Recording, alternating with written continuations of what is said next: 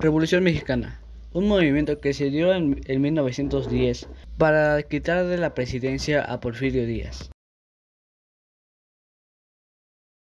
Este empezó con Francisco I. Madero con el Plan de San Luis, con varios campesinos a favor.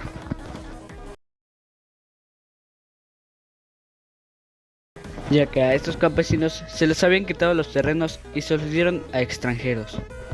Los extranjeros en esa época de México tenían bastantes privilegios debido al gobierno de Porfirio Díaz. Algunas ventajas que trajo el porfiriato, el cual así se llamaba a la época de Porfirio Díaz en la que estaba gobernando, fue la estabilidad económica. Aunque el país vivía en una constante pobreza, la estabilidad económica era bastante buena.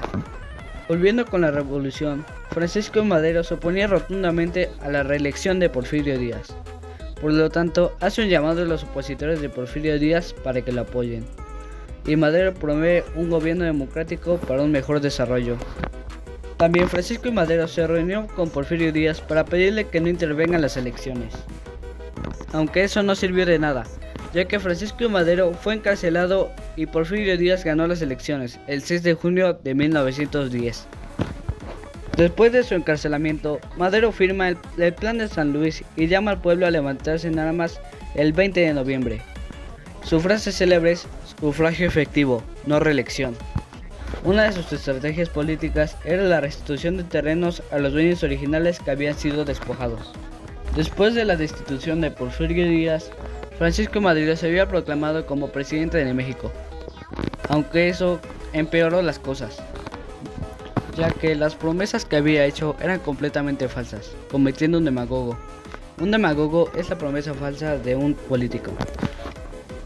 Continuando con esto, no les regresó las tierras a los campesinos, y lo único que hizo fue tomar el mando del país, lo cual empeoró esto, afectando al país de manera económica, política y socialmente. Esto nos lleva al punto de vista de Victoriano Huerta, el cual se formó en el Colegio Militar de Chapultepec y ascendió a general durante el gobierno de Porfirio Díaz. Creó un golpe de estado contra Francisco I. Madero en febrero de 1913.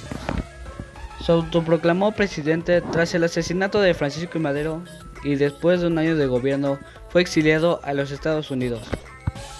Aunque durante su gobierno una de las cosas más importantes que hizo fue implementar el domingo como un día de descanso obligatorio.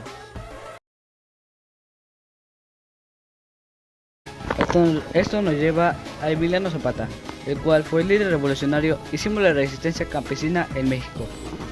Famoso por su lema Tierra y Libertad, se involucró en movimientos revolucionarios y defendió las tierras de los campesinos. Se posicionó como uno de los principales revolucionarios y lideró el Ejército Libertador del Sur tras el asesinato de Francisco I. Madero. Su legado perdura como un ícono de la lucha por la justicia social. Un ejemplo de ello pueden ser los movimientos zapatistas. Ahora vamos con Venustiano Carranza.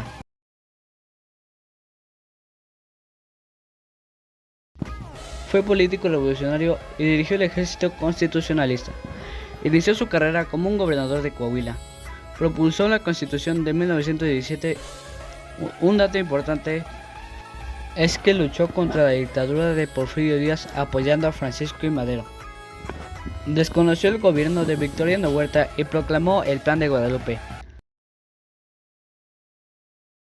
Su gobierno eligió establecer las bases para la modernización del Estado mexicano. Pancho Villa comenzó su vida como un marido siendo líder de su grupo. Se le apodaba como Centauro del Norte. Con el tiempo, este se volvió bueno y fue comandante de la División del Norte de México. También fue gobernador provisional de Chihuahua en 1913 hasta 1914.